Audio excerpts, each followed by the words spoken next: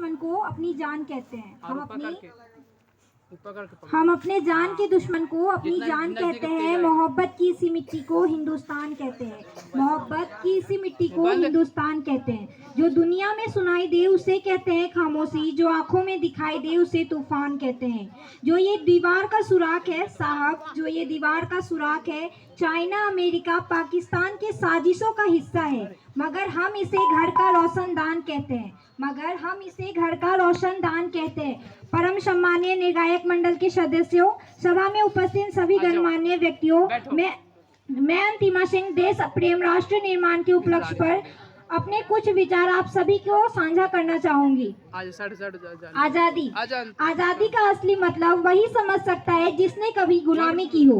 हम सौभाग्यशाली है कि हमने स्वतंत्र भारत में जन्म लिया है। यूं तो आजादी की लौ 1857 में ही लग चुकी थी, जो वर्षा बनकर 1947 में हमारे देश में को आजाद कराई। प्राचीन, मध्यकालीन और वर्तमान भारत की उदाहरणों से स्पष्ट करना चाहूंगी। जब हम फिरंगियों के फेरे में फंस गए थे तो रंग दे बसंती की चोला पर एक आवाज पर टोले के टोले उभर आते थे और उनके वंदे मातरम के नारों से खून में आने वाला 5-5 डिग्री का तूफान अंग्रेजी शासकों के जड़ों में तूफान ला देता था। लोग मर जाते थे, मिट जाते थे, फांसी चढ़ जाते थे, तो वो भी अपनी देशभक्ति साबित कर रहे होते थे, क्योंकि ये उस दौर में देशभक्ति की ही कसौटी थी।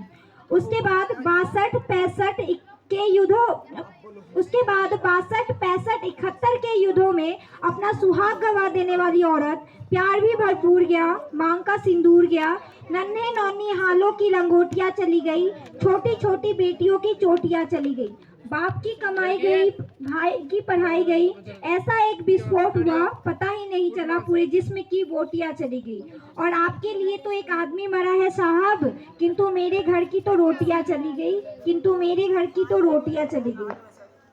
वाली हालात पैदा होने के बावजूद भी एक माँ अपने बेटे को सरहद पर दुश्मनों की धज्जियां उड़ाने के लिए छोड़ देती थी और उसे पत्र लिखकर भेजा करती थी कि अम्मा ने खत लिखा है बड़े चाव से, पुत्र मेरे ना घबरा जाना, 1 इंच भी पीछे ना हटना, चाहे इंच इंच कट जाना, चाहे इंच इंच कट जाना। इस तरह अपना पूरा परिवार अपनी देश